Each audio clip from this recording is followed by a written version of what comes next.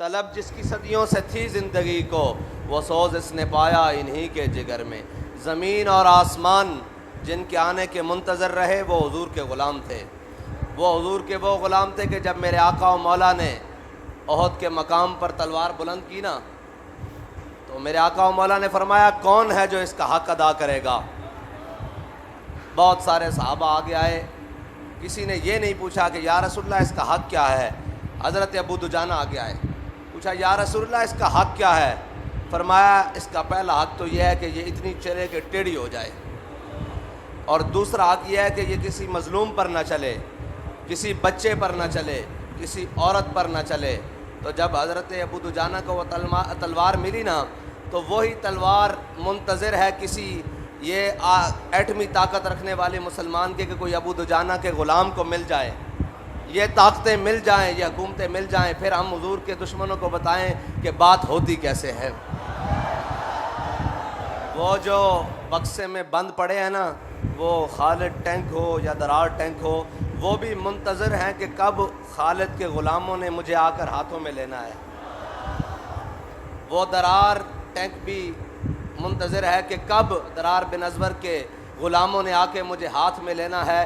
कि जब जोश जिहाद बढ़े तो ये नहीं कि ज़र्रा पहन लें, बल्कि ज़र्रा क्या कमीज़ भी उतार कर लड़ें।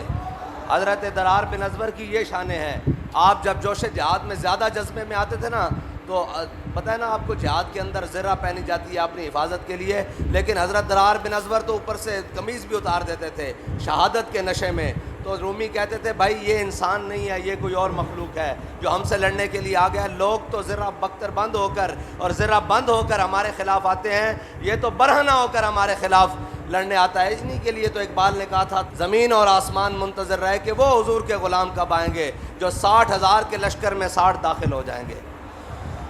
तो हज़रत अबू दुजाना ने जब वो हुजूर से तलवार ली ना, तो फिर ये नहीं कहा कि या रसूलल्लाह मैं आपके दुश्मनों के साथ बड़ी हल्की बात करूँगा, आपके दुश्मनों के साथ बड़ी रवादारी से पेश आऊँगा, आपके दुश्मनों के साथ बड़े मोहब्बत और इखलाक से पेश आऊँगा। फरमाया नहीं, जब हुजूर से तलवार ली तो ऐसे पहलवानों की तरह चले। बाबा जी फरमाते थे पहलवानों की तरह चले। आज भी उस अंदाज़ की ज़रूरत है उम्मत मुस्लिमा को। कोई हज़रत अबू दुजाना के ग़ुलाम की ज़रूरत है जो आलम कुफ्र के सामने ऐसे पहलवाना चाल चल के बताए कि हुजूर के ग़ुलाम सारी बातें बर्दाश्त कर सकते हैं, अपने आका और मौला की इज़्ज़त पर एक हर्फ बर्दाश्त नहीं कर सकते। लेकिन क्या कहें, हमें रंगीले मिल गए, हमें रंग बरंगे मिल गए।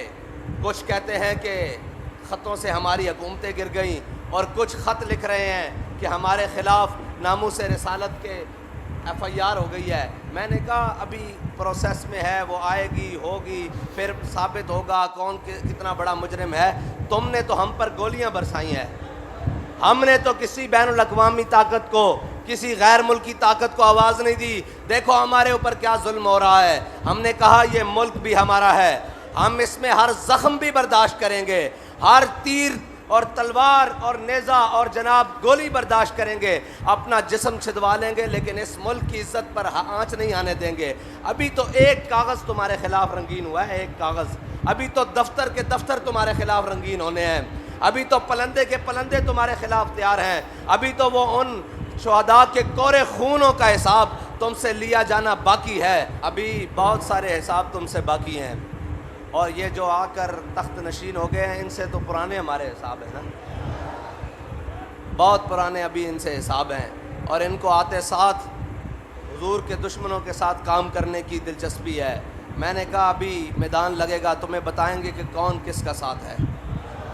लेकिन अगर कौम ने कोई दम खम हुआ तो, अगर कौम ने हुजूर की ग़ुलामी का दम भरा तो, अगर कौम ने इन सब अग़यार के दामन छुड़ाकर हुजूर का दामन पकड़ने की तहैया कर लिया तो मुमकिन है।